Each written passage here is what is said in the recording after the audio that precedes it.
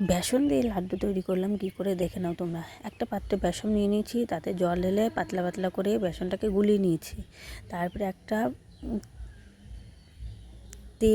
পাত্রে তেল দিয়ে গরম করে তাতে ভেজে বেসনগুলোকে ভালো করে ভেজে নিয়েছি।